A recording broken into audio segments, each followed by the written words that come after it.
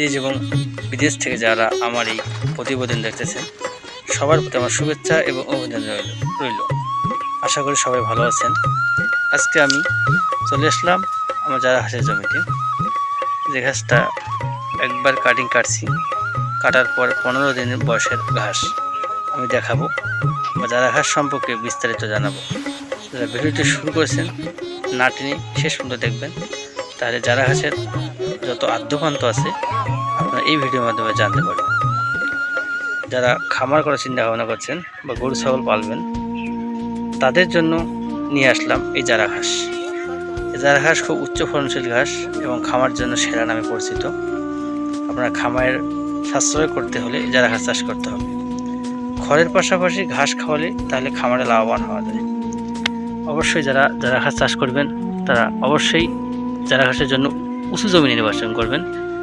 এই ঘাস উঁচু জমির জন্য খুবই ভালো বা ফলনশীল হয়। কুজ্ঝটিকায় মোড়া জারা ঘাসের প্রোটিন 18 থেকে 20% মিলেছে। আপনারা যদি চাষ করেন তাহলে উঁচু জমিটা আপনাকে ট্রাক্টর ভাড়া দিয়ে চাষ করে নিতে হবে। গায়ে মেখে তারপরে গোবর সার, মুরগির বিষটা এগুলো ছিটিয়ে দিতে হবে সমান পরিমাণ। তারপরে আপনাদের আর একটা চাষ করতে হবে ট্রাক্টর দিয়ে। চাষ করার পর তারপরে আপনার কাটিং সংগ্রহ করতে হবে।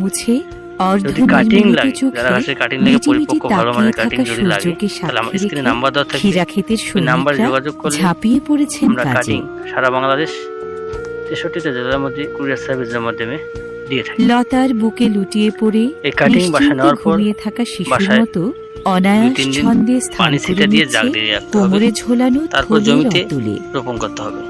রোপণের সিস্টেম 18 থেকে 18 ইঞ্চি স্কোয়ার করে লাঙ্গল টেনে সারিবদ্ধভাবে মাটি দিয়ে চারা ঢাকিয়ে দিতে হবে। ওখান থেকে আপনার চারা গজাবে। আপনার কিছুদিন পর গাছ গজালে আপনার রস করে দিতে হবে। উপস্থিতি টের পেয়ে যেন ঘন পল্লবের আড়ালে লুকিয়েছে কচি কাঁচার দল। 1 কেজি করে দিতে হবে। তারপরে আপনার ঘাস দ্রুত বাড়বে বা ফলন ভালো দেখা দেবে। আপনার 4 ফিট উঁচু হলেই আপনার ছাগল খাওয়ার জন্য এবং গরু খাওয়ার জন্য উপযুক্ত হবে। আপনারা খাওয়াবেন।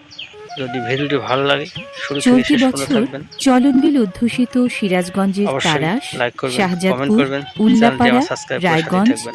নাটোর।